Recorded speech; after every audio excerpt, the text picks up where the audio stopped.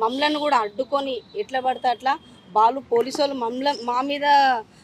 మా మీద చేసి దాడిలో ఈరోజు వాళ్ళు మాకు ఇస్తున్నారంటే మీరు అర్థం చేసుకోండి. సిగ్గులేదంటే బండి సంజయ్ ఒక కేసు పెట్టిండు. ఏంటంటే బండి సంజయ్ అనే పేరు తీయొద్దు అని.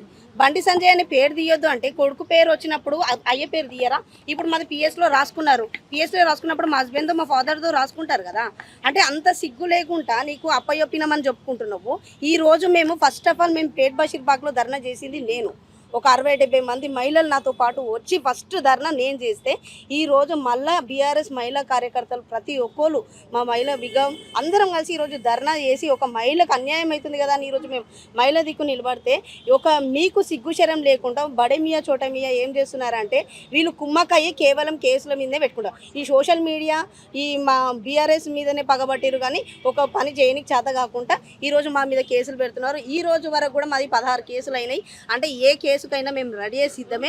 మేము దీనికే కాదు దేనికైనా ఇప్పుడు మీకు జరిగినట్టయితే ఈ కొత్త సంవత్సరంలో దాదాపు ఎన్ని మర్డర్లు అయినాయి, ఎన్ని ఏమవుతున్నాయో కళ్ళ ముంగట ఉన్నాయి. రేవంత్ రెడ్డికి కళ్ళు కనిపిస్తలేవా?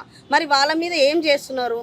వాళ్ళ మీద ఏం చేయకుండా లోపల పెట్టి మేపుతున్నారే కానీ వాళ్ళకి ఏం చేస్తలేరు. అంటే సిగ్గులేని వ్యవస్థ. అంటే ఇప్పుడు ఏం గవర్నమెంట్ ఉందో అది తెలుసు కాబట్టి మేము కూడా దీనికి చాలా ఖండిస్తున్నాము. దీనికే కాదు మేము దేనికైనా పర్లేదు అన్నిటికీ సిద్ధమే. ఇదే అని కేసు కాదు. ఇప్పుడు ఎవరెవరైతే నలుగురు ఒక అబ్బాయి ఎక్కడైతే సీతాఫలమిడిలో మర్డర్ అయిందో ఆయన మీద అన్ని మీద మేము కంపల్సరీ మేము పెడతాము.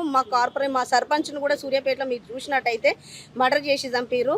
కాంగ్రెస్ నాయకులు గుండాయిజం చేసి చంపారు. కాబట్టి మేము అన్నిటికీ మేము కొట్లాడుతూనే ఉంటాము.